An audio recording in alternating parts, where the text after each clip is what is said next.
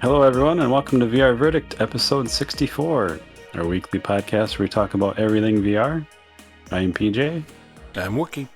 And we'd love to share VR with you. This episode, we're joined by Tony, aka JackaldudeGaming on YouTube. Just a fun guy to talk to, great outlook on all things VR. Check out his links in the show notes below, but we talk about all kinds of stuff this episode.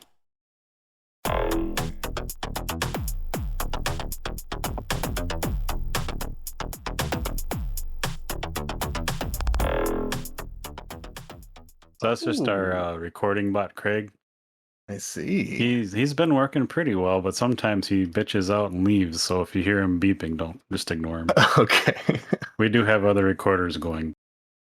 Yeah, no worries. Or if you need to blame something on somebody, I just use Craig. Just blame Craig. Fucking Craig. I was talking to you, Craig. I'll introduce you to, and then we just start talking about whatever. So we're pretty, I don't know if you've listened to any episodes, but we're pretty laid back and just go with it. So Yeah, sounds good, man. Yeah, I've definitely listened to quite a few. It's definitely a very chill vibe, and I dig that a lot. we try. So Wookie, this is Tony. Tony, this is Wookie. Hey, What's Tony. up, Wookie? Every time I pause, no one says anything, but when I start talking, I always interrupt everyone on the introduction. So No worries. joining us is Tony from JackaldudeGaming. You're pretty much YouTube streamer, content creator. Is that what you would call yourself? Yeah. YouTuber mostly than anything. Streaming and all that stuff. We'll get into it at some point, right? Yeah. So do you stream mostly VR stuff, all VR stuff, or a mix? Yeah, of the everything? channel is primarily on just VR stuff and trying to help people understand it and help people have fun with it. Because I think Awesome. with the VR growing stuff, we kind of lose track of that sometimes. Yeah, so you're the second YouTuber you're kind of focused on helping people. We talked to Adam Bombody, and she is just awesome. Oh, yeah, with, she's like tutorials and how to do this, and hey, look what I can do. Here's how you do it. It's just, instead of trying to like look at how cool I am and you have to figure it out, you guys are just really helpful, and I think that's awesome because I know when we got into VR, like there wasn't a lot of information around and it was really confusing. But now there's like streaming and all kinds of stuff that you kind of want to get into, and it's just a lot. So yeah, it's becoming a lot, and like Adam Bombody is amazing. She literally wrote the book on like VR streaming and content creating almost. And like especially back with the HTC Vive coming out, like it was complicated. It's a little easier now, but not much. So much so she's now like a live partner, like can't think of her official title. I know. It's I think everyone was really hyped to see that. That was awesome. Yeah. So tell us a little about yourself and what's going on in your world. Yeah, VR is a thing I got into. Like most people, like you heard of it, you thought it was cool, and you never really gave it the time of day until someone threw a headset on your stupid face, and you're like, "Whoa, this is dope!" I think everyone has that. I like to call it the VR awakening story, like that one moment where you're like, "Oh, okay, this is how I want to start gaming." Yeah, I love to hear those. So what is yours? Yeah, so I was in the long and dreary console wars. I was Xbox for life. Yeah. And my roommate at the time said there was like a PlayStation Expo going around where we lived at the time, and I wasn't really interested, but like I went anyways, obviously because video games are dope. And they had like a ballroom hole set up with tables and everything to like have VR experiences. I was like, well, I have to try it, and it was cool. I got to play Farpoint for like way before it was even like slated for release. And putting on the headset and like they gave me the aim controller, and it was weird. I knew exactly what I had to do. Like I knew where to put my hands to put the rifle up to see through the reticle, and I was blasting spiders. And like from then on, I was like, oh yeah, this is how I want to play video games when I get old and I need exercise. Yes. It's awesome. But Yeah. when you said I knew exactly what to do, I'm like shelling out $3,000 for a gaming PC. Yes, exactly, dude. Headset. The guy who said I would never go back to PlayStation, I literally got one like the week after and like got a headset. And this is when like the PSVR was new, so I spent like $400 on just the headset, couple $100 on the console. The wands and camera didn't come included. I had to throw a couple $100 at that. Like I'm probably the only idiot who immediately spent like over $800 for PlayStation VR. Yeah, I like you said, I've always been an Xbox person, Dreamcast before that, Nintendo before that. Right on.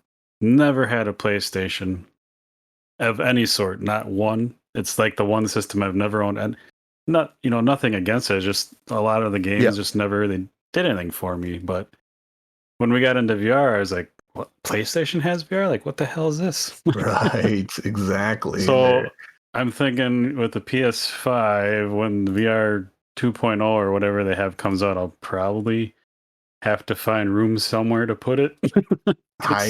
I literally have a PS5. I'm honestly like I feel bad because like I worked very hard to find a PS5 to buy it. I'm barely using it, and it's literally just waiting for the PSVR 2. Nice. Yeah, the controllers look good, so we'll see what happens. But there are like 5 or 6 PSVR games that I haven't ever played, and I'm dying to. And I know by the time I get one, they'll be like the free games you get with it. So Right, yeah, exactly. And like back then when I started, it was like there wasn't a whole lot for it. So then, it just fed the addiction though. And then from then on, that's when I like taught myself to build a computer and grab, the HTC Vive when it came out. And nice. it's a gateway drug. Were you gonna say something, Wookie? It was more about PlayStation stuff, but I just Go for it. recently hooked up my PS4, and it's like what kept me from PlayStation. I could get the PSVR because I have it still, but it's so feels so foreign. Like, Yeah. it's the UI is weird, and then when I'd watch movies, I have to like turn the controller off. I have to go set audio settings every time. I have to manually turn the controller off, or it'll pop up, and like there's no like watching a movie. Don't show me any goddamn notification. It's just so like Yeah. Yeah, UI gets weird. And I mean, it's weird to see like the PlayStation VR like right now is like ancient tech at this point, with Yeah. everything we have now. But like that was just a few years ago where that was like one of the only consumer VR headsets available. And You never thought it would just be like, oh, I put on one of those and I'm like, I feel like I'm gonna run straight through a screen door. it's strange to think that the Quest is growing, but the just with the PSVR or the PlayStation install base, like that's the most popular headset by far. I know, And it's just crazy to think about. And I don't know if it's like I haven't used it, so I can't say. But in my book, now that the Go isn't a thing, it's probably like the worst. I don't know. You can correct me if you've used them all. yeah, I think, so. I mean, like again, like I'm saying, like for today's standards, it's probably the worst quality headset to get. It's still fun, and like a lot of games on it are still fun themselves. Yeah. But like the tech itself is like, I mean, using the wands, like the wands were never made for VR, and they just like, we're gonna make it work. They sucked shit, man. I hated it, and the minute I finally got a stick like on a controller, I was so happy. Nice. Yeah, it'll be interesting to see where they go with that. Absolutely. My first headset we tried was an HTC Vive, and then right after that we got Rifts, and then the rest is history. But see, that is my only regret. Like, I was blown away by PC VR when I got my HTC Vive, and the HTC Vive headset itself, especially for the time, is amazing. But I regretted instantly because I love HTC, first of all. Like as a company, I think you're doing some interesting things, maybe not necessarily 100% for gaming, Yeah. but I have like a personal vendetta and hatred for those wands, man. Like I hate them so much. Is it the controller shape? Like they don't fit your hand, or Everything. Like yeah, it tapers down. Like so like it's wider at top and then the whole Yeah. thing tapers down. It is literally designed to slide out of your hand. Like just a movement in VR, you can just kind of see it flowing right out of your hand, like you're saying, like, into a Yeah. screen somewhere. Exactly. It's like the only controller I've ever had that like I felt like if I didn't wear the wrist strap, it was gonna become wall decor. Yeah.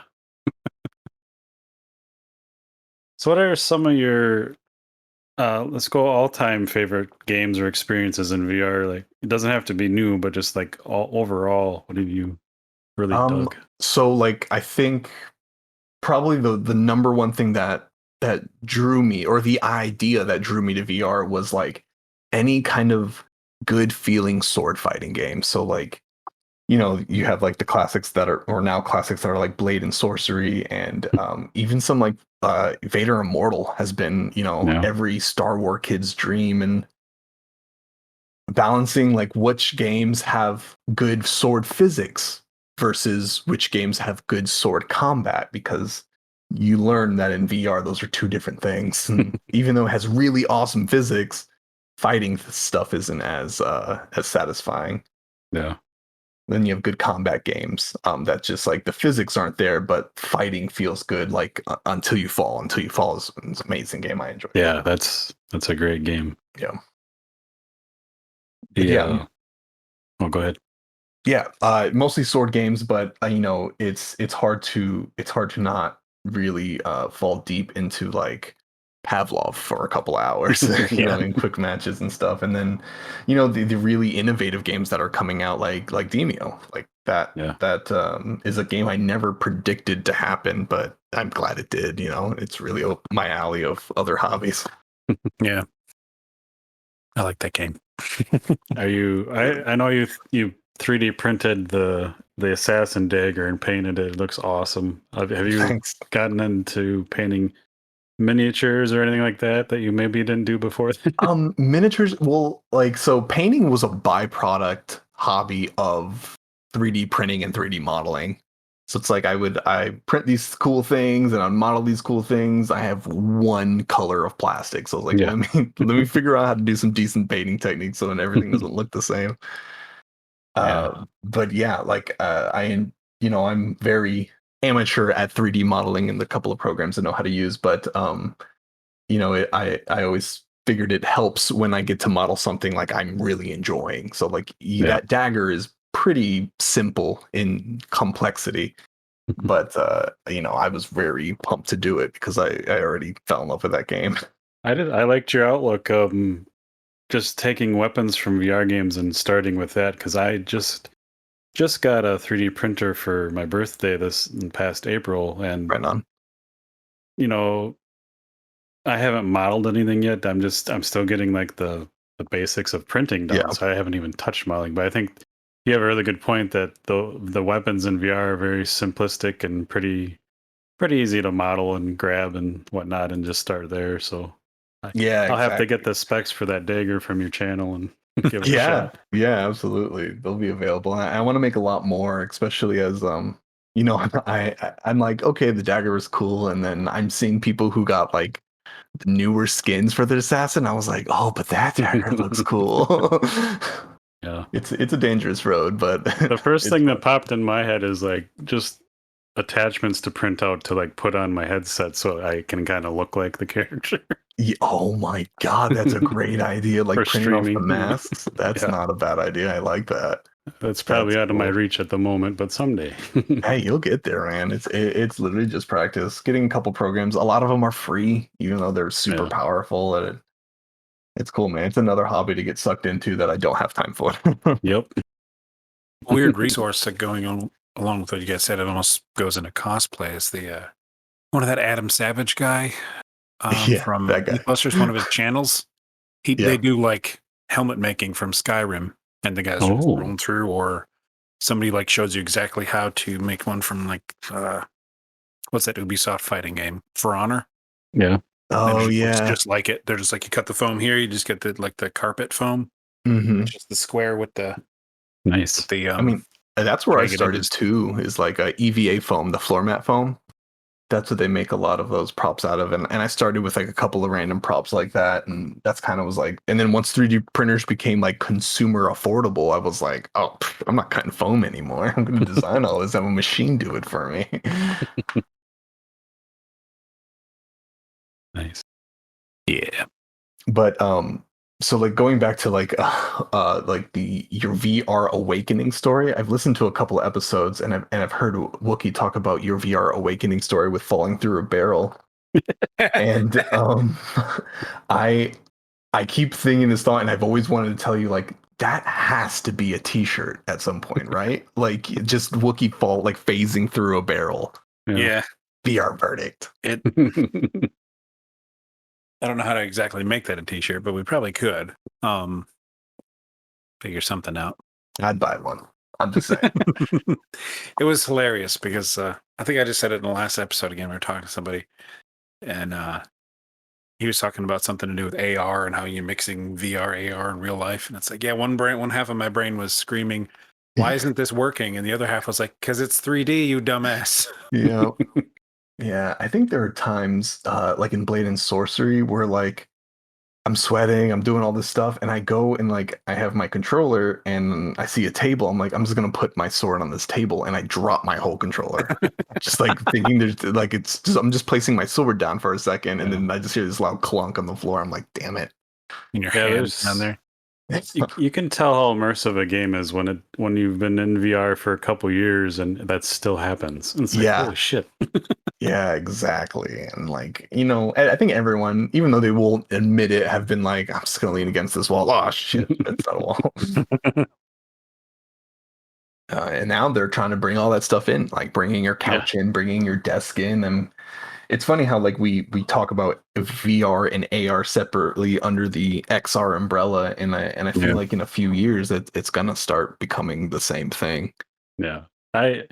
We've talked about it a couple of times. I kind of predict, like just a VR headset and AR is kind of like the UI and the pass through, and with games maybe mixing both at the same time would be pretty cool. Yeah, exactly. And then you AR actually is have like, sorry. no, go ahead. I just say AR is going to steamroll everything because it's easier to do business with glasses on than a headset. Yeah. Yeah, I think so too. Just imagine playing a game and I have 2 cats and they always have to be around me. Just AR seeing your cat walk by and they just make it an in-game character and you just like know that it's theirs so you don't kick it. Cats are the monsters. You're just pretending shooting your cats. They just look confused. If you can make the VR like monsters, like if you're an RPG and you fight little stupid things and your cat comes walking by and it's AR, so it's like, oh, it's a baby or a pet. Put it in the thing, and then everything in the scene in VR starts running away from it, reacting. Oh to my it. god, that'd be so That good. would be Or funny. your generic like RPG starting giant rat farm, Yeah. It's just your cat. Or if your wife walks by, it just automatically turns into this big monster that you run away from. See, and that's horrible because I like sword fighting. I'm always going to pick the sword, so everything is endangered at that point. Yeah. Oh man, See, and I think that's, like that fantasy we just had, that is where like when people really believe in VR and really love VR, like that's what they think of. They're like in the future, like this will happen, that'll happen. And then I think there's a small disconnect and then people are upset that that's not now. Yeah. You can, if you've tried VR, you obviously can see the possibilities and then you're right. Your mind goes there and it's like, oh, I can't do that. Exactly. You're like, whoa, this is cool. And then it's so funny how quick we go from this is cool, but you know what would be cooler? And then it's just like, It's slow down, immediate. man. We're not there yet. And I think that's why a lot of people go to like, it should be there by now. If it's not there now, VR is dead. And A lot of that might come from like back in the day when we had, NES.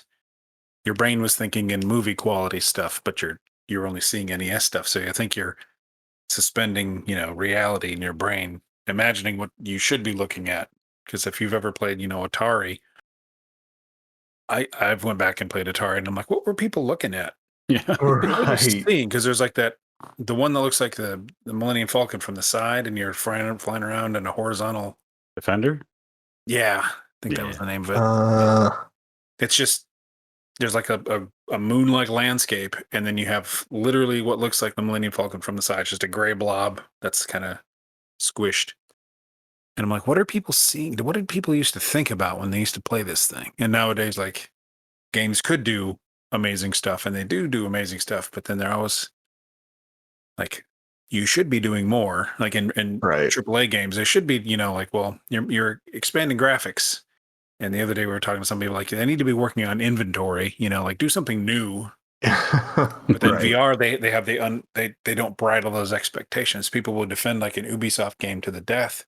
But it's like I can't play it because I hate the inventory or something like that. I'm not picking on Ubisoft there, Sure. but they go into VR like you said, and they're like, it should be doing this. I should be able to swing the sword and feel the feedback and bounce off the shield. That's what I keep saying. Right. Sword combat, it's like I swing and like I'm almost falling over with the weight of my swing, and I look up and my character is going the other way because he bounced off a shield or something.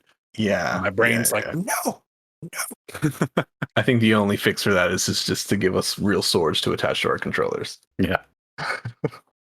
Well, we all have to be Bitcoin billionaires, which is crashing right now, but like, then we can pay people to act that out. So we can actually be in VR swinging, but you have to be standing there so I can hit you with a stick.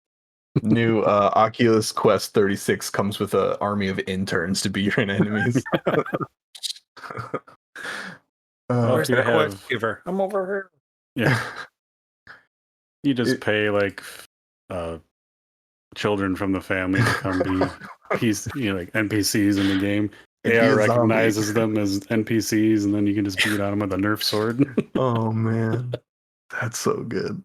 At AR that point, you don't even recognizes need AR, right? Or VR. That's You true. can just beat up your kids with the sword. Well, I mean, at least with AR, you could give them put a little graphic over them and make them look like a zombie. Give you that motivation to hit them real hard.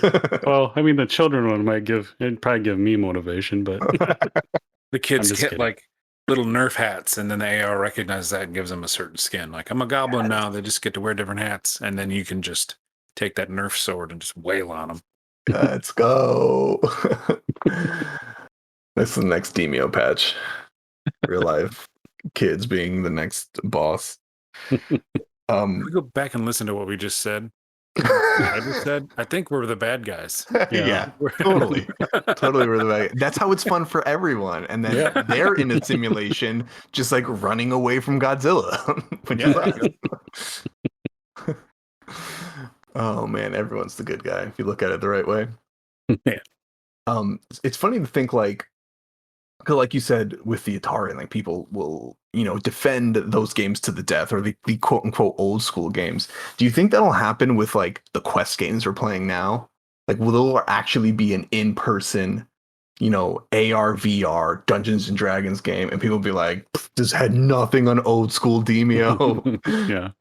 Maybe a handful, but not a lot of them, I don't think. I mean, the Quest games, like, don't get me wrong, they're great, but like, that's how all companies and enthusiasts are like, this headset specs are awesome and this is coming out. And it's like, just give me more better games, like I know games with stories and content, and like they're starting to get there. And there's a few great ones out there, but like wave shooters and like we have enough. yeah, we definitely have enough, and that's what's like kind of the hard thing, I think, as a whole, and getting like VR like up on its feet.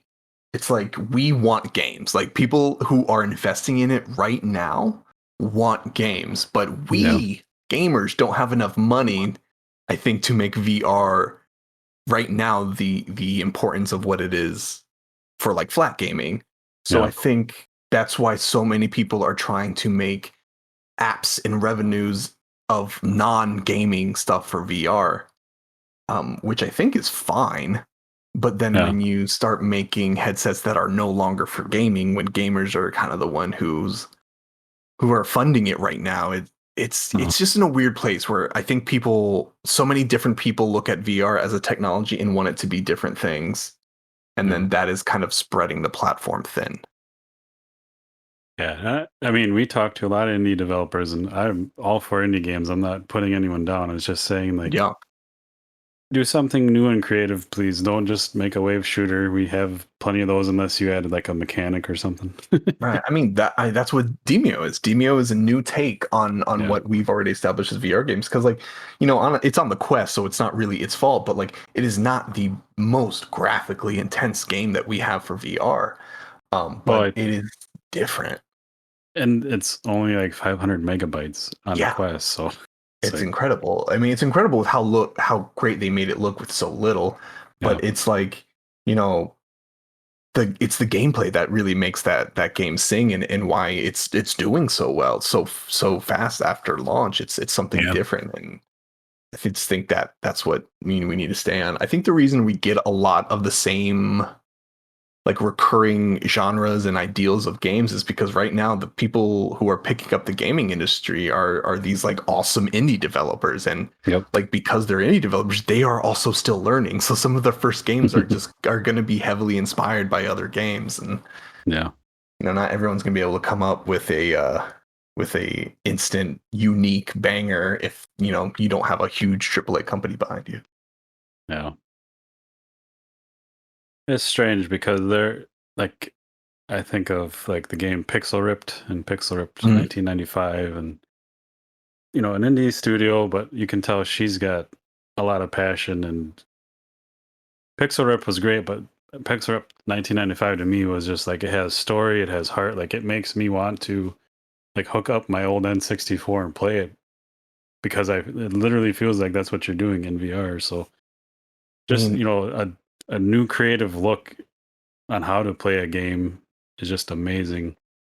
It takes that kind of passion. I think honestly, Yeah. from your podcast more than anything, I was actually very surprised to find out like how many developers you guys talk to that are making really awesome games.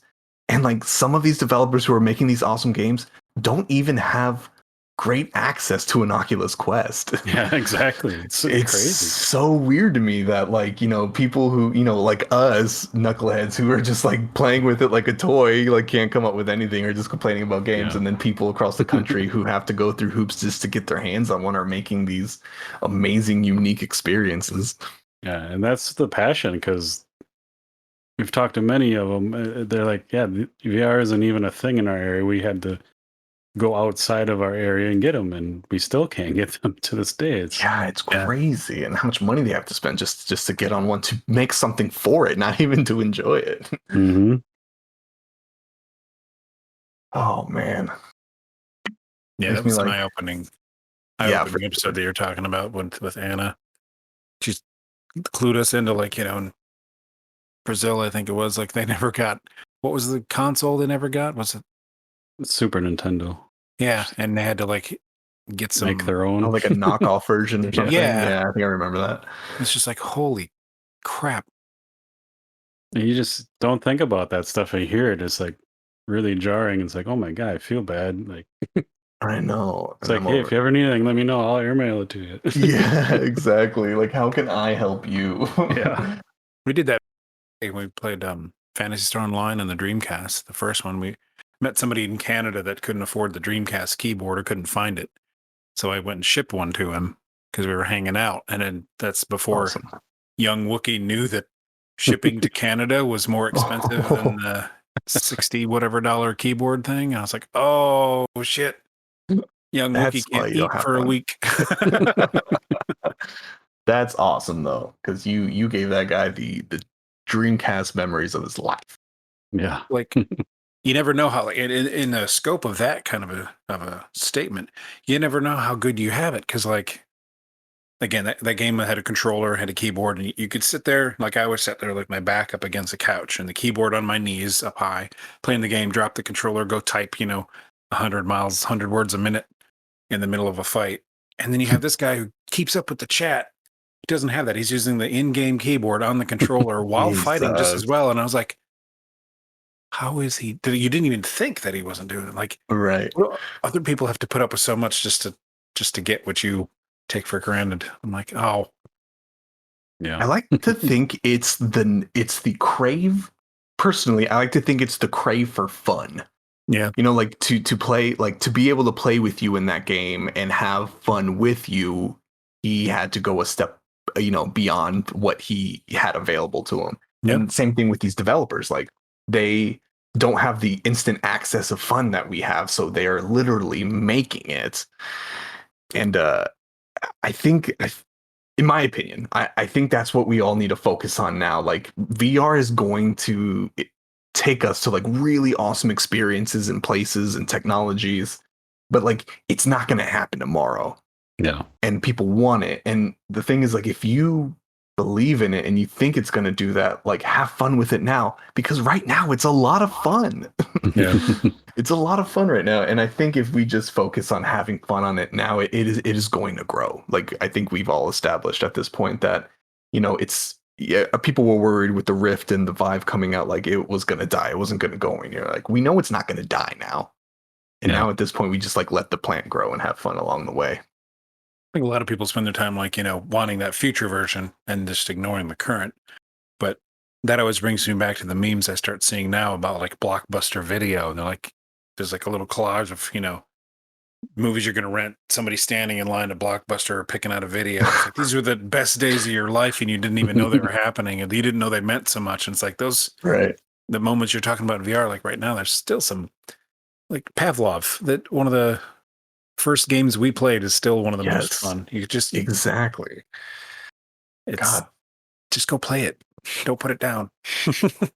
Like Pavlov is literally going to be that, like, oh, I remember getting with my buddies and playing Halo on split screen. Like that's going to be Yeah. Pavlov in the future. They're like, remember the only really good shooter we had was Pavlov, and you could only play it if you had PC VR. And now it's on your headset, and soon it's going to be, a national sport.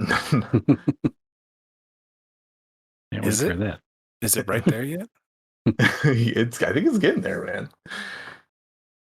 That'd be interesting. I'm still thinking about picking up like a folding stock thing so I can hold my hand straight. I know, and that's, oh yeah, because there are times where like, man, I want to feel like a super cool badass sniper, but then my shaky hand starts happening, and I'm like, ah, crap. Yeah. Can't Or see when you get anything. overexcited or you haven't really been, holding your hands like that. Or you try to hold the P90, which is the weirdest shaped gun. My hands are always weird after I shoot a P90 in that game because it wants your hands to be where they would be on the gun. I can't Right. hold it to any other guns because my hands are all fucked up. Yeah, that's why I've never like thought about like getting one of the, because they have those stocks, Mhm. that you can put it on. And it's like if you're playing gun game and you're constantly switching through guns, that's gotta be a lot, right? Like I Yeah. want to see a video. I don't even care about the VR video of it. I want to see the dude just switch between all the guns in like Pavlov with a stock. They Yeah. have to have like magnet attachments for each one, and yet Right. a bandolier of all the attachments. See, and I think of that and I'm like, you know what? I should be modeling something like Somebody that. else can do it. And yeah, someone else will do it better than me. My ADD is taking over. Oh man. Either way, I think it's just exciting. Like I I think some of the things I thought VR was going to do a couple years ago, like I'm not quite sure if I even thought it would be where it is now. Like with standalone headsets being available to everyone. I think the next couple of years it's going to be cooler. I know people have a lot of concerns with Facebook and these, other companies doing weird stuff with the platform, but if they're giving money to it, and we can have fun in the meantime. It's all about fun. All about fun, man. Meanwhile, I don't have Facebook, so I don't know when January 22 rolls around and that's when their grandfather period ends or whatever. Am I even going to be able to use my Quest 1? Yeah. Yeah, Do I who pay knows, man. the extra 500 for a Quest 2 without Facebook? And do I trust it? I don't know. Yeah, that's so bizarre. That thing's is so bizarre to me, man. Like, and like I understand, and I love the Quest so much, and I love what it's done for VR.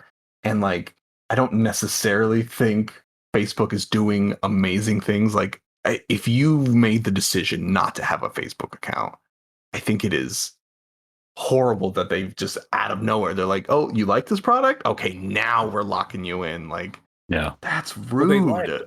Like when PJ was saying when we first started, there was hardly anything about VR. So like, I didn't know which one to pick because I didn't want Facebook. So Right.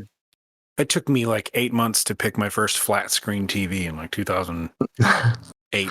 I was way behind the curve, but it was like, I think I was playing maybe, what were we playing, PJ? We might have been playing like Red Faction Guerrilla and Red Dead It 1 sounds and the right. 360. And like suddenly, like my old TV, I just couldn't read the text on the screen because it was just, okay, now the resolution, I've been phased out. I've got to get one. And like I do a bunch of research and I was like, I finally found out where like Facebook said we are not going, there will be no any Facebook integration in Oculus. We will never ever require a Facebook account. And that's what made me buy it. That one sentence. I'm like, they lied to me again. They lied. They got you, man. Yeah.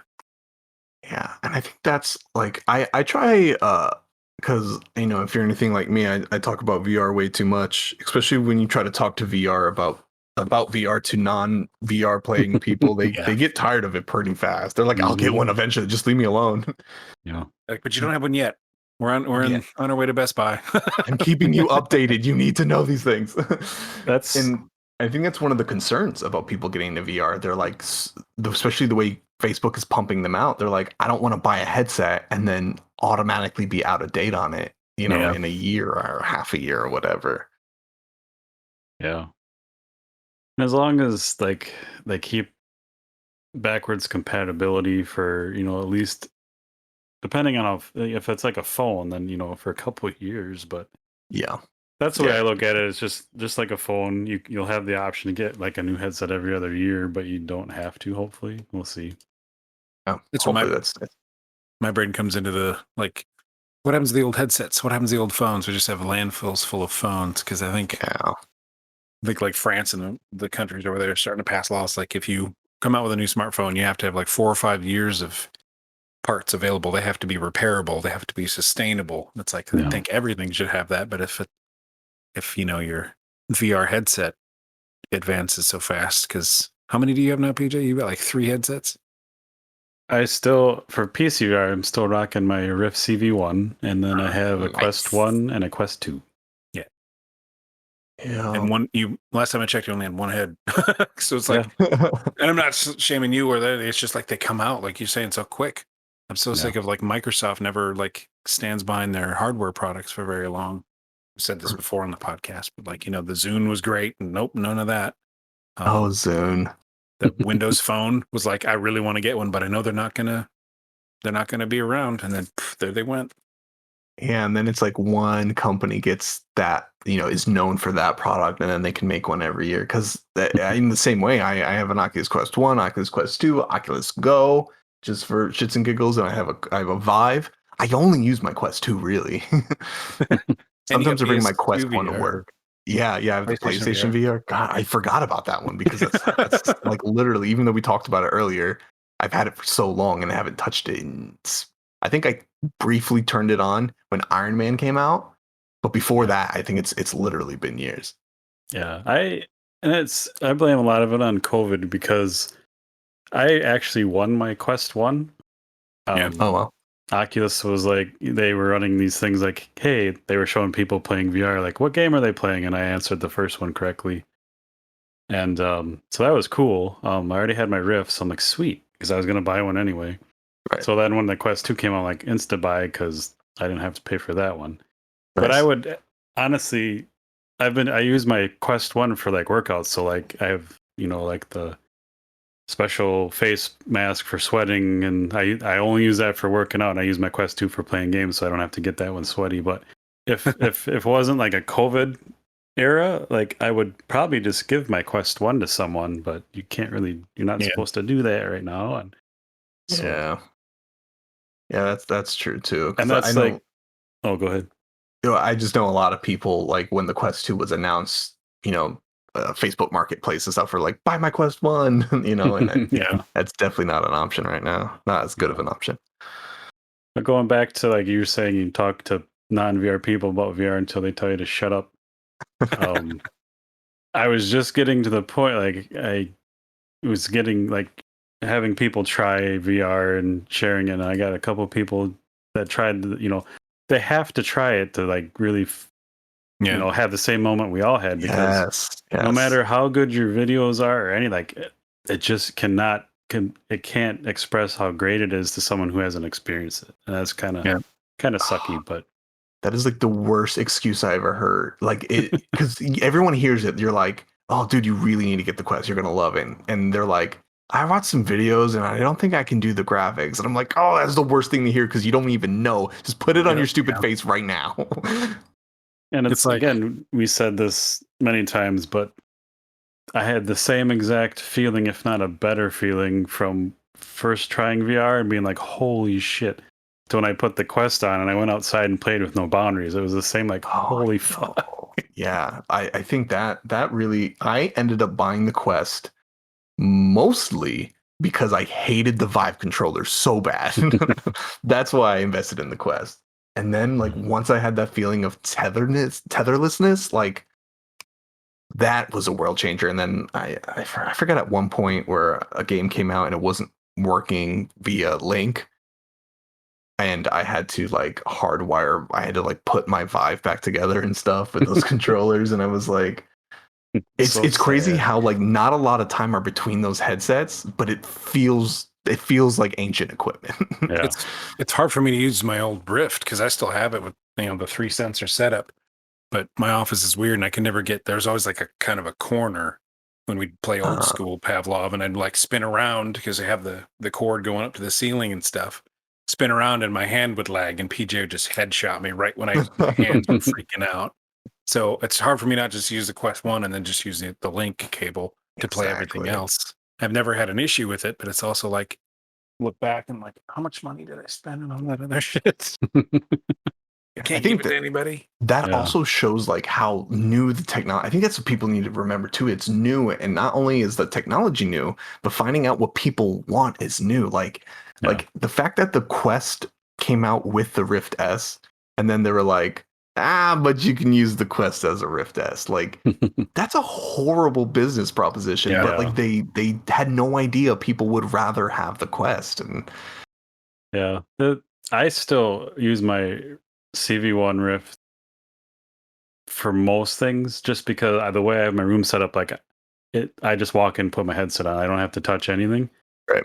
But the audio, like the Rift S and the Quest, like you can wear headphones and stuff, but the audio is such a big component. Like and the Rift was really nice. It's really good surround and everything. Yeah, But going back to the taking my Rift or my Quest outside, like I was so excited. I got a new router with Wi-Fi 6. I haven't tried yet. I really want to test the limits, but nice. Just with my normal router I had before that with 5G and stuff, like I could go my whole entire yard without an issue streaming Steam games.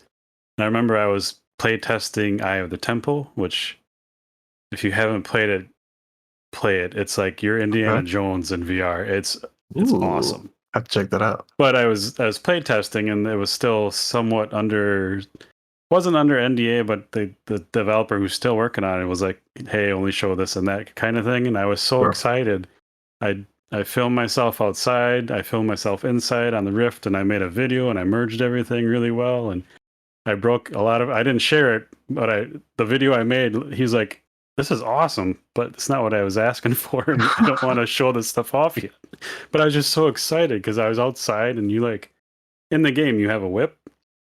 And you like, it's like a puzzle game, but you feel like Indiana Jones because you're moving through these temples and outside, and there's like mine carts and stuff, but you can you literally walk on rolling pillars.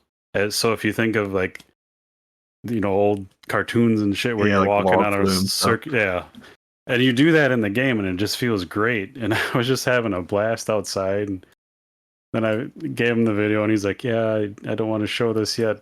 It's really neat. I'm like, okay, just let me know when I can show it. Put that in your back pocket. But I'm so amazed. Like streaming, I had to be like at least 100 feet away from where my router is outside. That's crazy. And I didn't have a single hiccup. Like I forgot I was on the Quest. So, and that was a Quest 1 like a year ago.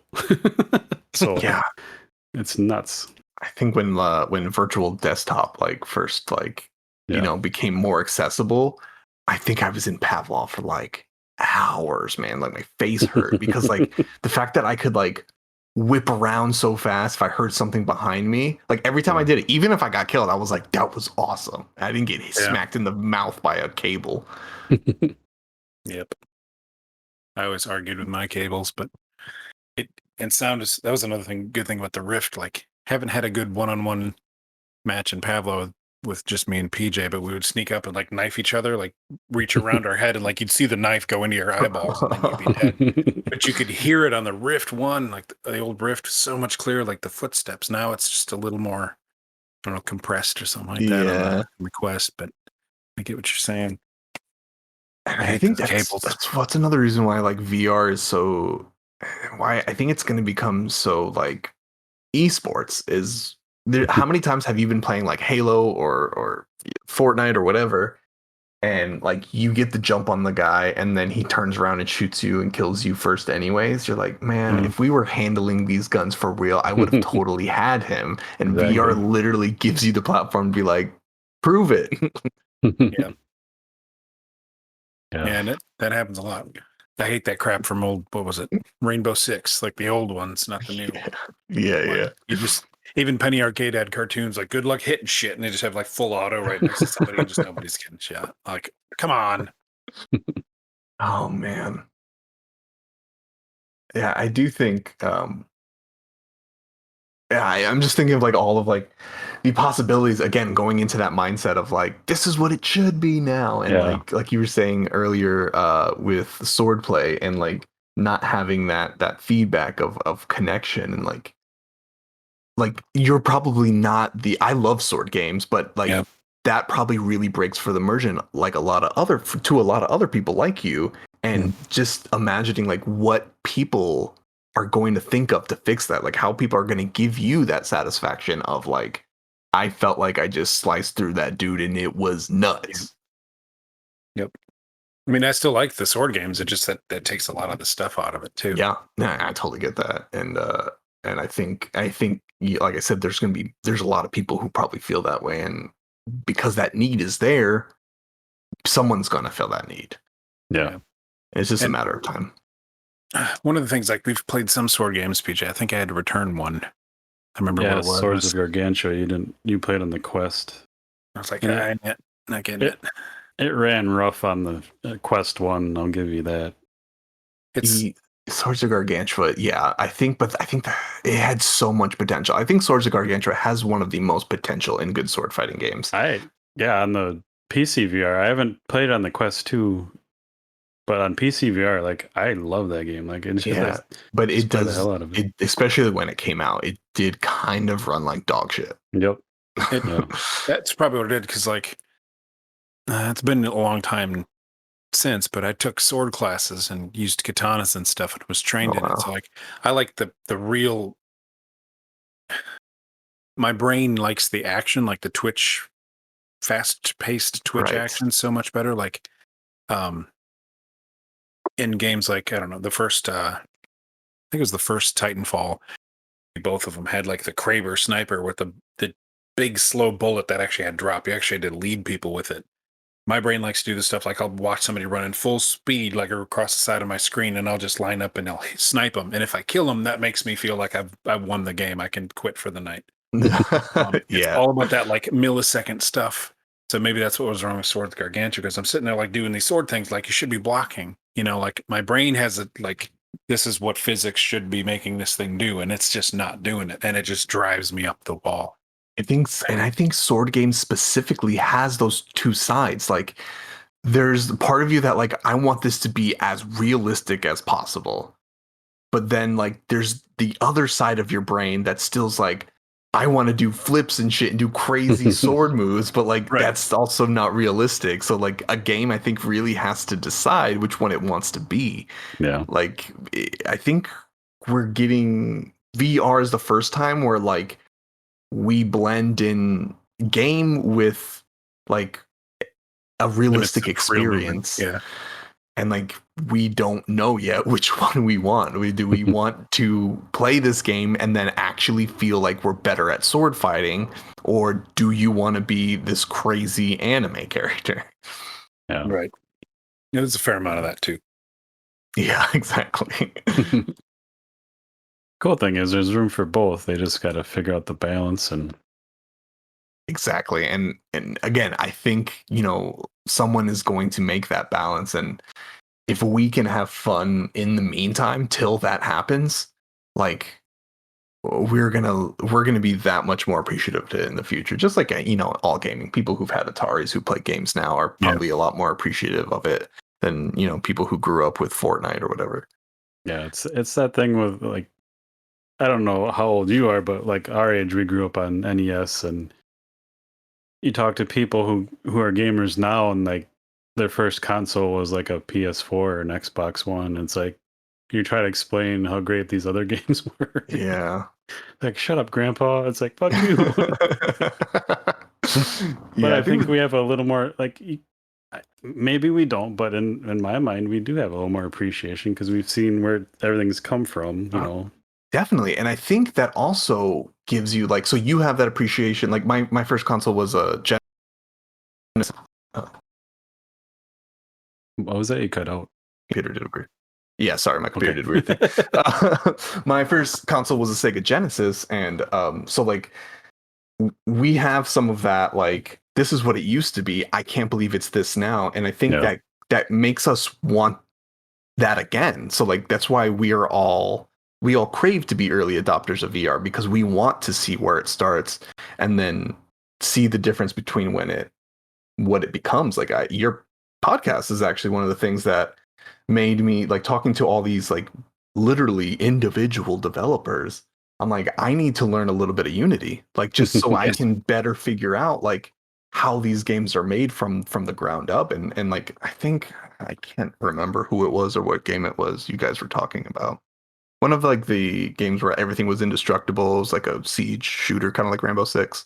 Yep, I know what you're talking about. I'm trying to think of the name. I'm really bad with names. Yeah, but he inspired me like from that podcast to like, I'm gonna learn some Unity. So I learned a little bit of C#. I learned some Unity. I put together some, kind of a game for me, like a 3D game for me, but just to kind of appreciate like how it all works. So now I can look at games and be like, oh, I kind of know how they did this, and it's really clever, and I appreciate that. And wanting that appreciation, I think is part of like really wanting to be an early adopter. And I think that takes difference between us, the people who love VR now and can't wait to see where it is, and then the people who just like, I want this to be this now, and I don't have patience for it.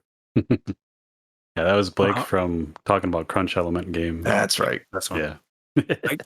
I'm somewhere in between those now, because like I'm the kind of person who would like boot up Skyrim for the millionth time and never get to play it because I'm still modding it. I'm kind of sick of it. Yeah. To the point where like I'm it's ADHD, I'm sure. But like sometimes I'm in the mood to just tinker, and sometimes I just want to sit down and have it work.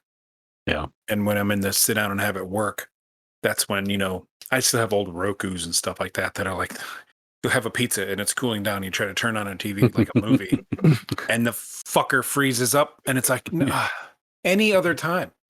The pizza's getting cold. I think people like us deserve that, because like you spent the hours and times blowing into your cartridges. You deserve to have a great game that works now.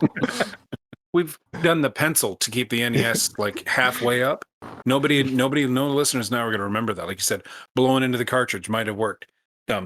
Like going up and down in the NES like 3 times might have worked. Putting a pencil in there and going up halfway always worked. Right. And nobody's going to know what the fuck I'm talking about. Yeah, exactly. And again, so I think like you have that appreciation, and you've earned the right to be upset at some games that are supposed to work. And that's why when I flip that table, every experience like that, since that NES wouldn't work, to the routers that don't work, to helping people with tech support, that's all coming out in that table flip. You should appreciate when I'm throwing all your food at you. Appreciate what I've been through in my gaming career. It is funny when you talk about, we talk to a lot of developers and stuff. Like, I'm still shocked to this day, like that people talk to us. And I was just thinking about this a couple of times, just yesterday. Like, I don't think we could have a podcast like this for flat gaming because the developers and community with the VR community it's so great that Yeah. everyone will talk to anyone. But Yeah. you go try to like, and I've talked to a lot of like people I really like admire, and like Tommy Palm, like kind of my hero for gaming. But in the flats game world, like there's no way you could ever talk to like those people. Exactly. That just wouldn't happen. Because a lot of them are at our level, you know? Like, Yeah. I was blown away the first time someone messaged me on Twitter like, "Hey, would you make a video of this game?" And I was like, "Did you message the right person, dude? I mean, I'll do it." Yeah. But I think you yeah, meant this you're for someone else. right. I think we have, and that's part of it, right? I think that's part of what makes VR better than flat gaming is because, you know, as campy as this sounds, we're literally all in this together, and we're all trying to make this like an experience that we can tell, you know, future children about, and how it started and where it is now. And then, you know, eventually it might be the, you know, obsessive attention holding tech giant that is like flat gaming. Yeah. But like that's why that's why I'm not in any rush for like the amazing super immersive never want to leave it experiences.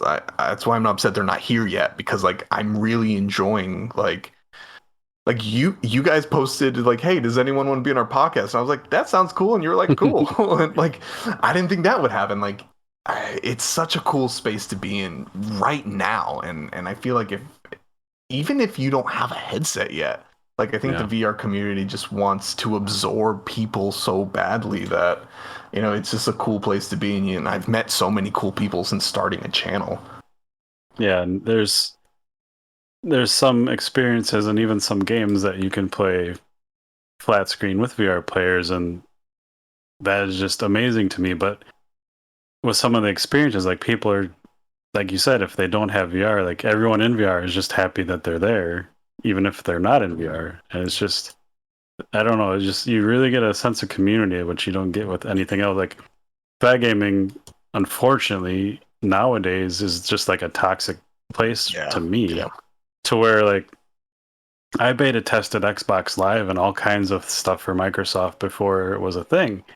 And when it first came out, it was the same thing. And then when after Live launched and we were all playing everything, we had a group of like 30 some people playing like all the time, and it was amazing. And slowly it's dwindled down to like 3.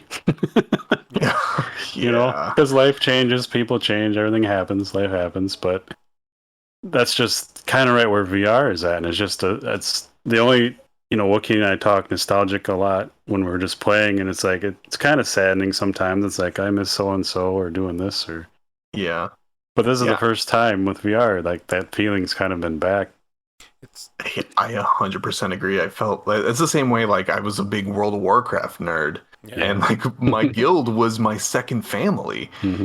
And you know, so being able to like do some alpha for a Zenith, I was like, and like meeting up with people I've met on Twitter through VR, and like being able to hang out with them, and then like also kill monsters with them, and like it brought me back some of that feeling of like I feel a kinship with you now as we have slayed monsters together and hung out.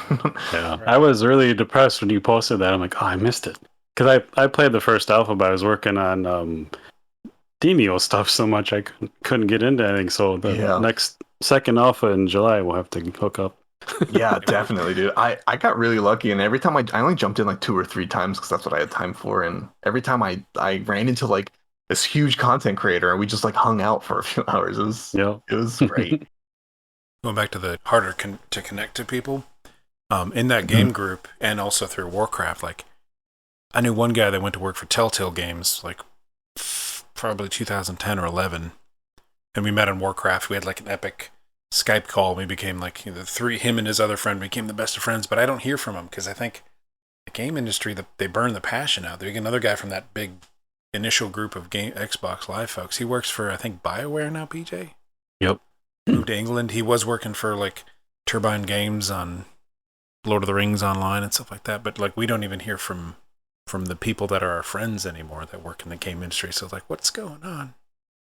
Yeah, and it's hard to tell sometimes, like if that is did the gaming industry do that? Did just growing up do that, or a combination of the both?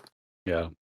Because We've like talked about that too on the podcast. Like, I don't know, maybe 5 years ago, like Wookie and I are having the discussion. Like, I'm sick of gaming. Like, did I just get old all of a sudden, or what is it? And then that's why like VR really, um, I don't want to say like saved my life or anything, but really saved my gaming life because that brought me right back to gaming. It was just a whole new world and experience, and it's just like, oh, I didn't get old. It was just the games were cookie cutter and the same shit every yeah, year and blah blah exactly. blah. So I'm really grateful for that because I was really like struggling, like, did I get old, like type of thing. Like, Yeah, nah, shit. I think it's just like you saw the same thing too many times in different forms, and Yeah, but and then some of the things I think what happens is like we have these great experiences. Like I've had that great community in World of Warcraft, and then like 18 other games tried to replicate it and Yeah. couldn't. And then I think you don't know if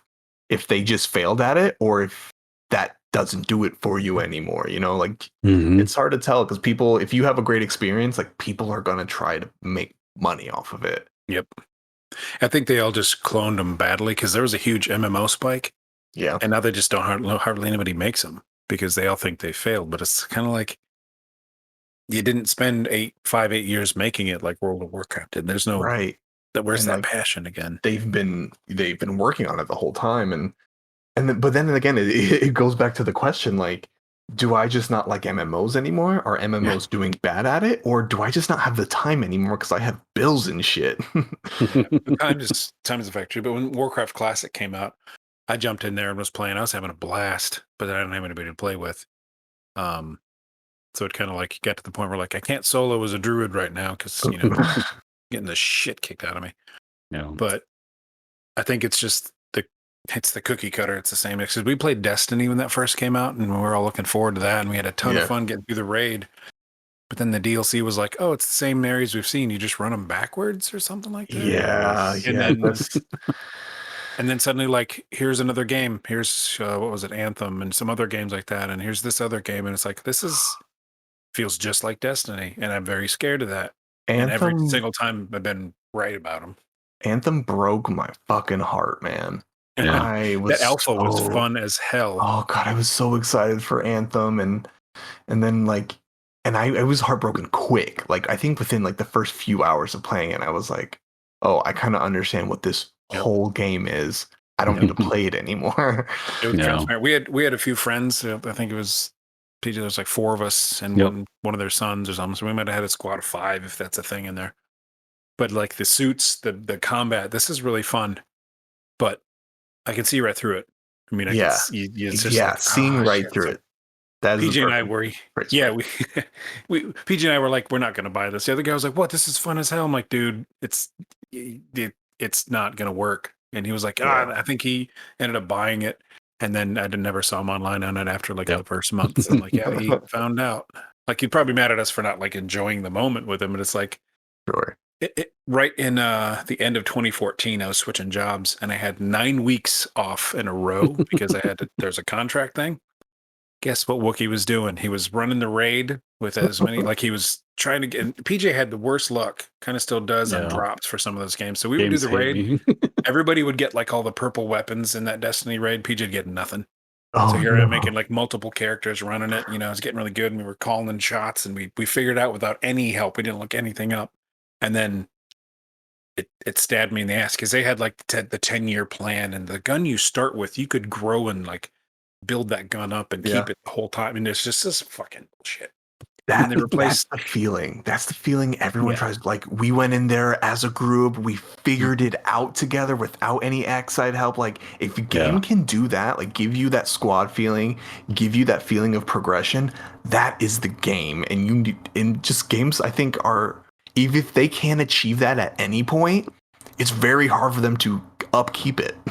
yeah. That's not to keep talking about Demio, but that kind I of was gonna nails the co-op in such a Yes. way that's like amazing. say, we've had a friend say, you know, if you do this on this, it's this. And we're like, shut up. I don't want to know because I'd rather just figure it out. Because figuring out like, is this going to work? Because the game can be like easy Yeah. or really brutal, and you don't know which was which. Yeah. Like Demio, I would say, I think because like we talked so much, we've already talked a lot about how like VR like it's bringing people together and it gives you more of a community because you can see people.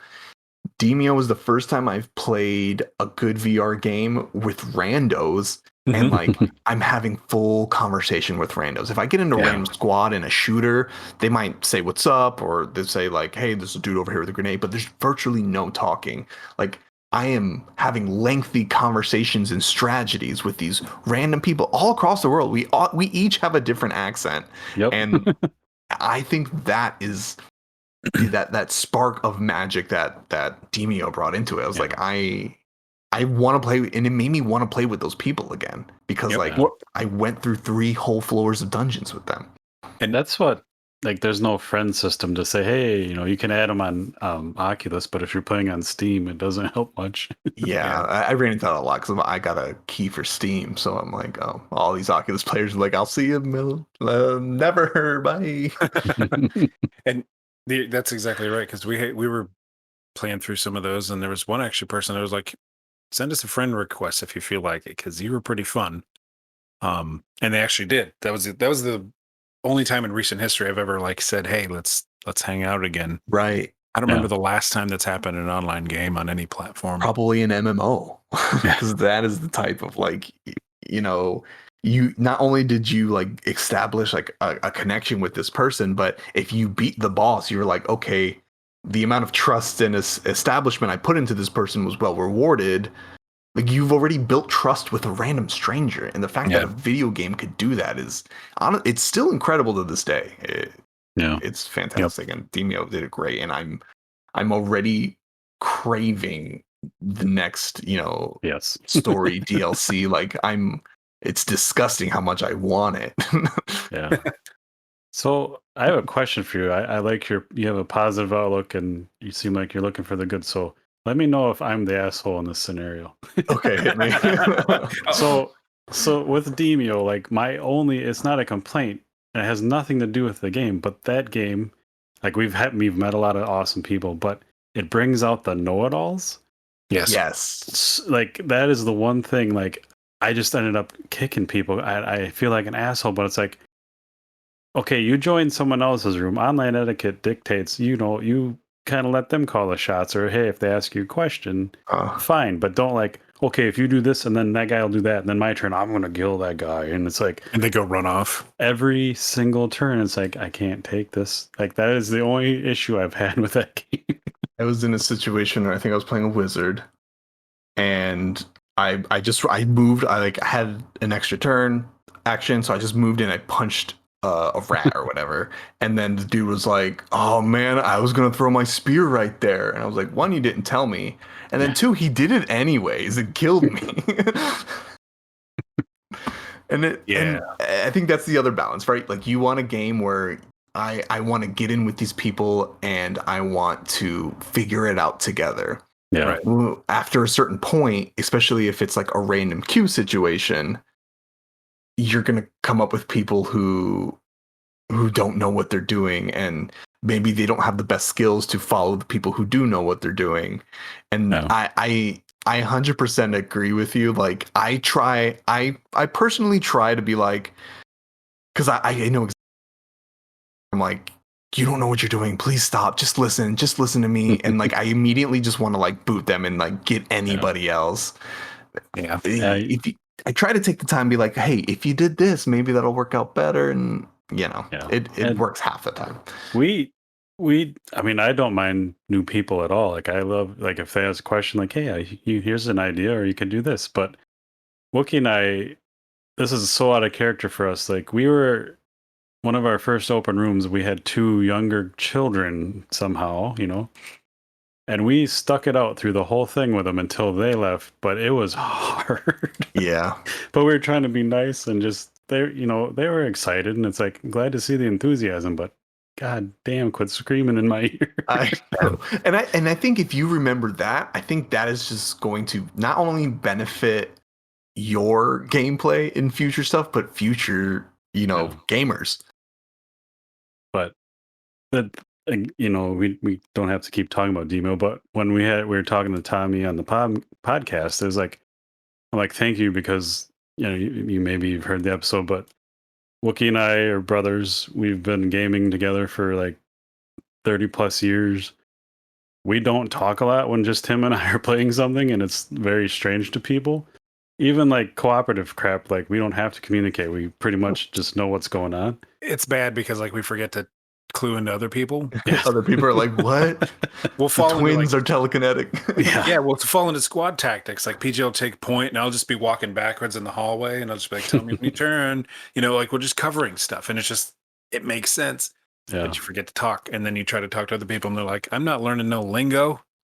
Right. Yeah. like, Like, I'm not in your vibe. I don't know what's happening. I told you to watch bacon. That means Yeah. watch my ass. They're like, I don't get it. Like, it's bacon. It's somebody's ass. It's funny.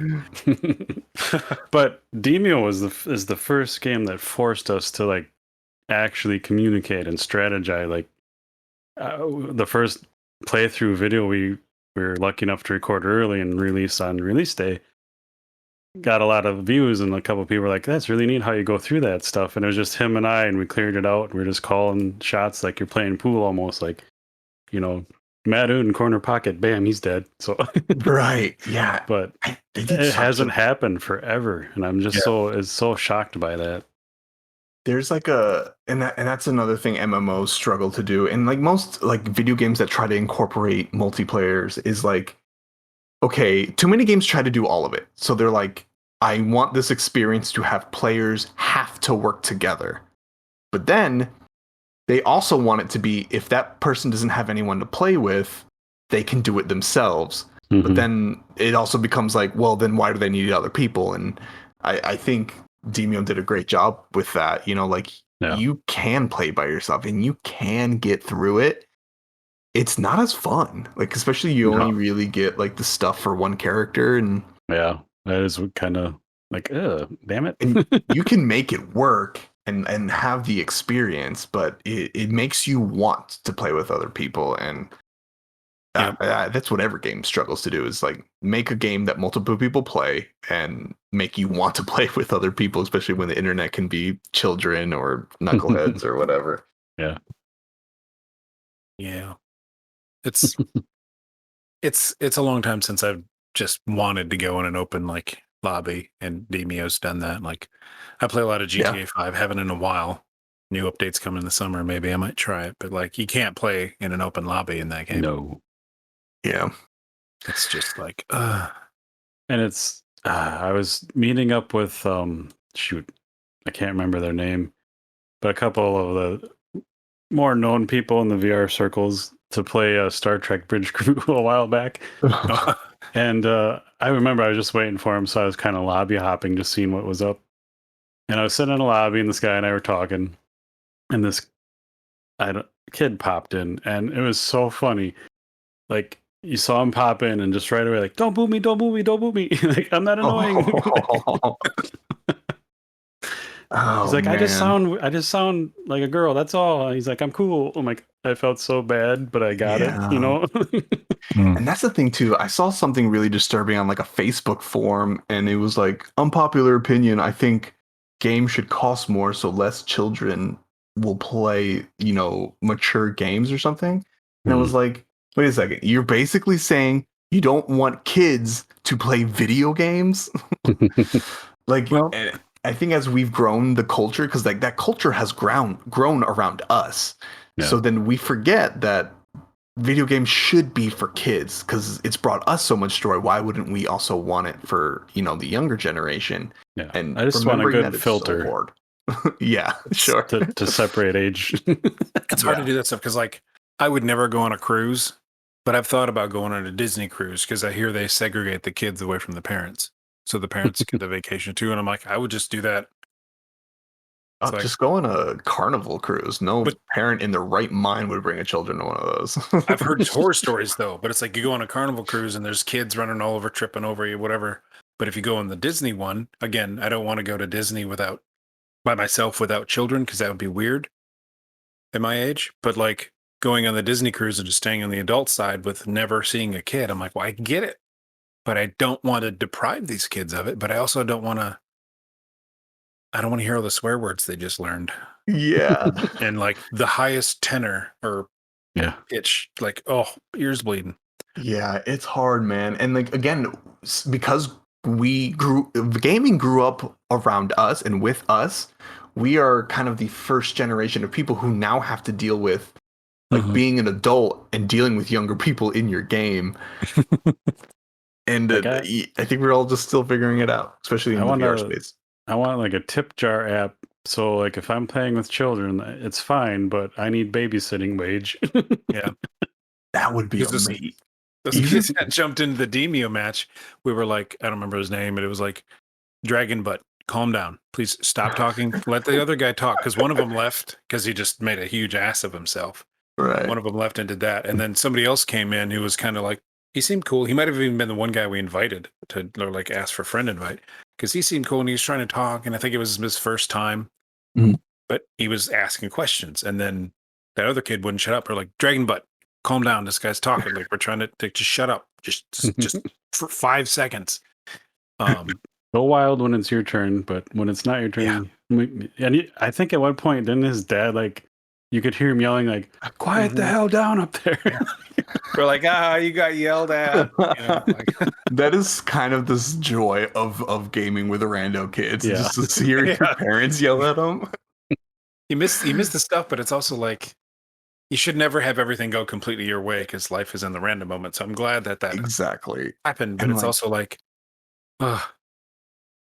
especially as like we learn the ins and outs of like, for instance, Demio levels, like then the challenge becomes working with random people because you know what to do, you know how to take care of everything, but you know you need the help of other people to do it as well. And then that becomes the boss, is literally your teammates. But PJ, I think you were onto a really good idea, like babysitting money, but like in game. So I think they should have an age, like you have to put your age, and if you are like under a certain age, the other players in your lobby get extra gold at the end of the level. Yes, something. It's like XP, maybe, I don't know. Right. Some MMOs do have like the mentor thing we can look up, but that's just for new players. I want literally like, I think I've been known to have like a quick temper, and I'll like yell at myself and maybe other people. Well, back in the long ago while we were playing games, and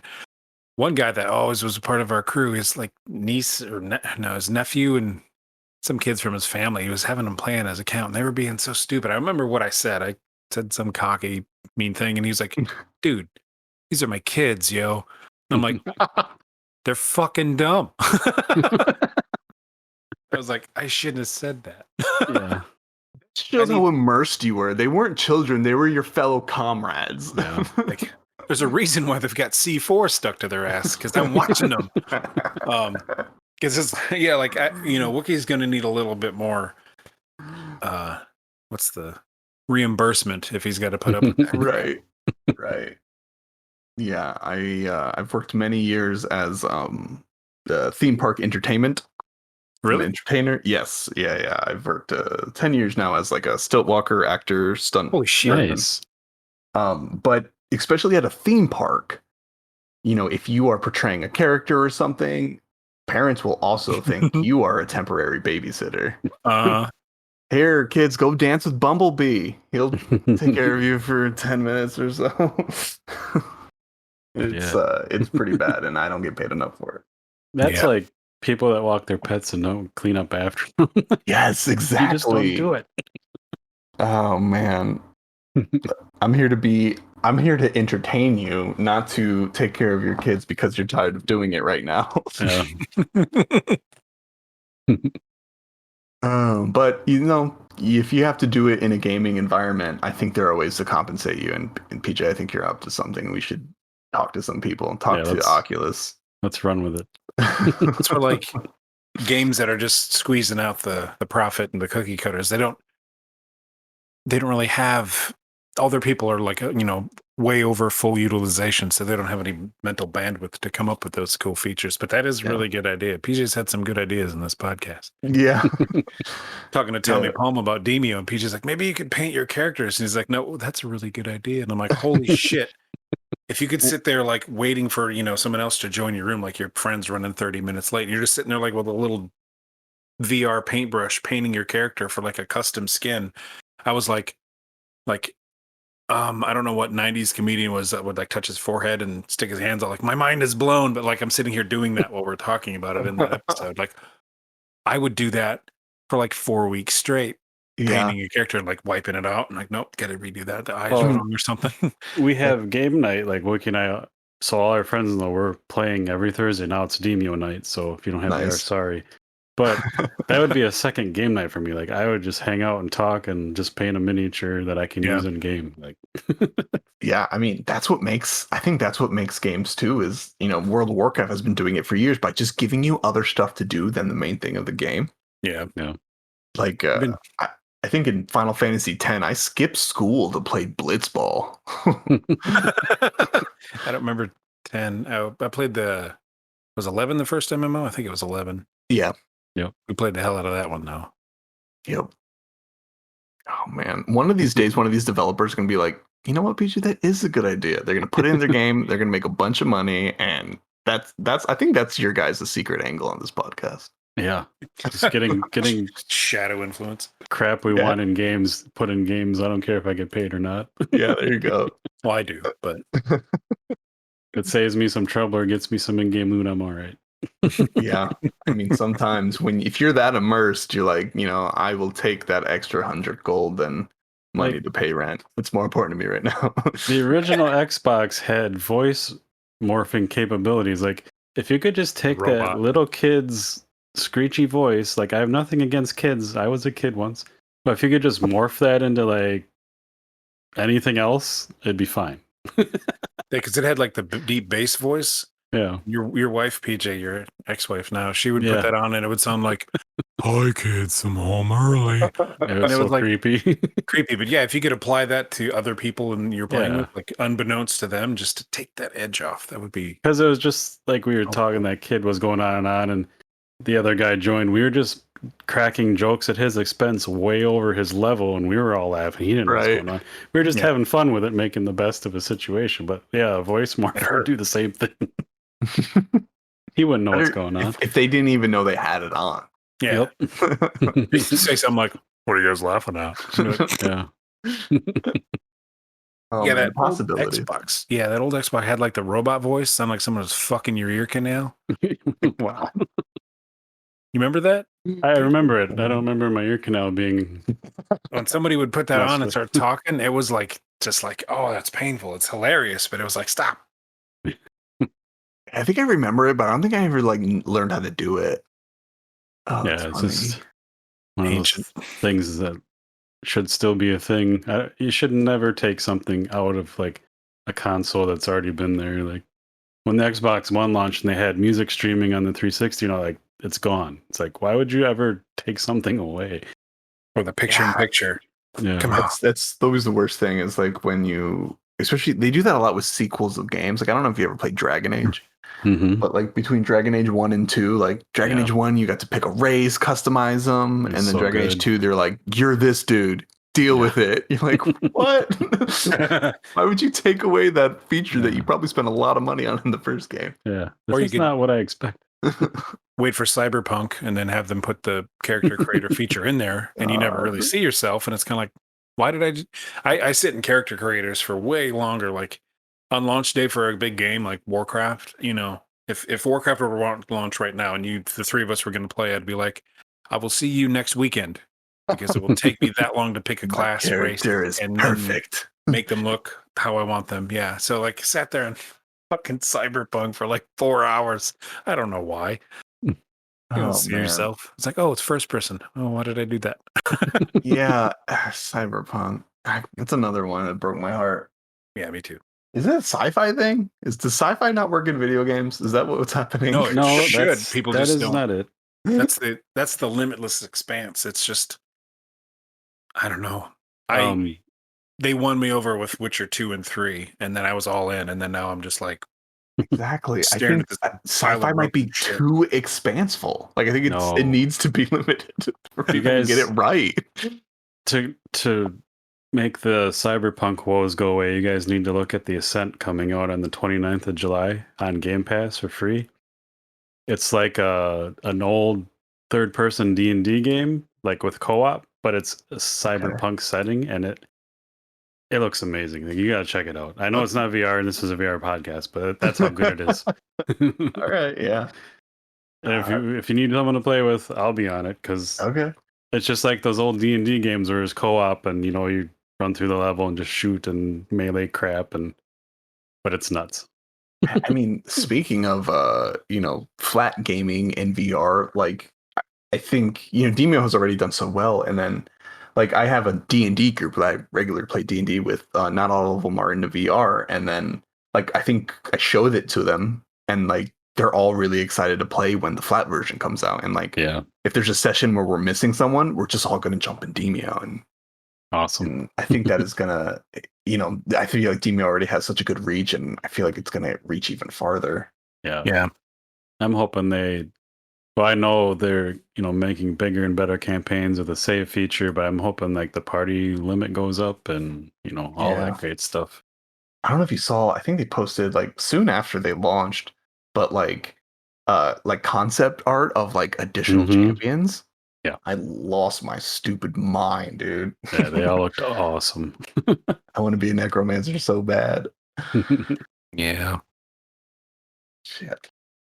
Well, we've gone well over our hour. Yeah, I think I wouldn't mind keeping going, but I don't want to hold you up either. Yeah, I'll let you guys go because we'll just talk about it'll be another Demio podcast, and I think we've all talked about it enough. We'll have to sync up on a Thursday, Friday, or Saturday or something and play some. Yeah, absolutely. Anytime. Do we have anybody are we lining people up early for that, PJ, or just taking whoever shows up?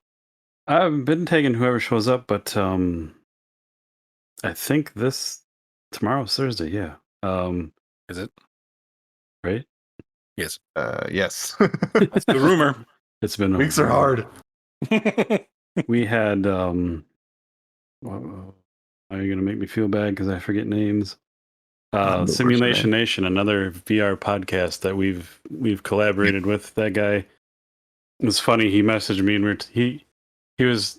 I know we're trying to end this. I'll go real quick. You're fine. He was on. We had a podcast together, and he asked us our favorite games, and his was Half-Life Alyx, and I said I have it. I haven't finished it. I like it, but it's not like the world-changing game I thought it was. And like a month or two later, he messaged me. He's like, I'm literally losing sleep about you saying that. He's like, can you explain? Because I need to figure this out. Oh my god. Because he just couldn't get it. But that's kind of how we started talking again. And then he's like, I haven't played Demio yet. I'm like, grab it. And then he grabbed it. He's like, yeah, you were right. But yeah. So he's joining us one of these Thursdays. But yeah, I always post on Twitter on a Thursday when we're about to hop in, so it's always open. Yeah. I'll keep an eye out for it for sure. That sounds awesome. I've even I've never done the virtual desktop to stream something to Quest, but I really want to I don't stream that much on Twitch. It's usually just to keep funny clips, but I'm like, kind of feel the need to share Demio with as much people as possible. Not that I have any sort of following, but it's like, well, this might be a reason to stream on Twitch. Yeah, totally. Especially when they start releasing new stuff and just new cards, possibilities. Yeah. And we did one match. Somebody one of those know-it-alls that we know was like telling us exactly how they did the whole thing and beat the boss hit point. And I'm like, well, we just went in and like halfway through the first turn, one shot of the boss, and we weren't recording. I was like, fuck. PJ's next match, we walk in and nobody else gets to use their action point. PJ just one shots the boss again. I'm like, we weren't recording that either. I will say that is my one gripe. I think the last boss should be immune to the coin flip. Yeah, that's my thing. Totally. Demio, if you're listening, that's the only complaint I have. I promise. Make it still do something, or like reduce the chances, because it's like like a base 20 damage or something. Yeah. I had 5 saved up once. I bought 2 thinking like this will be it, and I found 3 on my way through the second room. I was like, well, can't not win, right? First one got her. I'm like, well, it's just it's Gosh. epic and you laugh, but that's also like Yeah, but because then if you actually take that boss like normally without using the coin flip, it's fun. It gets It is heated really and fun. it's cool. It's so dynamic. It's actually like the PvE where the environment actually makes like that's why people have to plan because you have no idea how this shit's gonna go because it's all the well balanced and random because it's like one guy that you miss on one guy. We had one video. I think it was the final video we took, PJ. One guy, I was like, if I kill this guy, we can, make it into the door without having to kill anything else. And we were getting the crap kicked out of us. I missed, and 20 minutes later, we're still cleaning up crap trying to get through the door. And it's like one little coin flip or one little roll of the dice. And no matter how well you plan for it, we're just gonna keep gushing about Demio. That's fine. Yeah. It's like you could plan, you can have backup plans, and then you're like, oh, I didn't see that mystic in the shadow who just now teleported the boss behind me. Yeah. Oh, it's so good. It constantly makes you plan and think on your feet, and so good. Love it. Also, the Ascent looks fantastic, PJ. I'm playing that with you. Yeah, check it out. It's free on Game Pass. Come on. Anyway. But man, it's been awesome talking to you. And thanks again. Like you were scheduled to talk to us like what 2 months ago, and then Something we had like that. Yeah. our grandma passed away, and I'm like, hey, can we bump this? And Sorry then something else happened. So you've been awesome. Yeah. It's all, man. I view this as, especially with how laid back this podcast is. I was like, I'm just gonna get to talk to some dudes about VR who aren't gonna get sick of me talking about VR. So that's for sure. We go off on such random topics. I think like Cyberpunk came out when I was first, just PJ's probably rolling his eyes when I was talking about it for like 30 minutes. I remember I just shared that clip. That was when Adam Bombody was on with us, and you said something about the class you took, and I was making fun of you, and then she's like, yeah. And I just happened upon that clip, so I shared it with her on Twitter, and she laughed. Oh, it's so funny. Fast forward like 14 days, and I'm like, Microsoft, you're going to refund this because this is a piece of shit. Oh, man. Anyway. But yeah, this for anyone listening, check out JackaldudeGaming. I'll have the links in the show notes to your Twitter and YouTube. Your videos are great. You're fun to watch. Keep it up. Thanks a lot for having me, guys. This was everything I thought it'd be and more. Well, that's good. Some days I'm like, how was that? I don't know. You guys are doing it great. I love what you guys are doing here, and it's a very chill way to find out more about VR. I dig it. Nice. Thank you. Appreciate it. Feedback is always good or bad. Absolutely. All right, guys. Well, thanks a lot for having me again. I really appreciate it. This was awesome. Yeah, no problem. Ditto. Have a great night, man. And you too. Take it easy, guys. Maybe see you tomorrow. Yeah. All right. Bye now. See ya.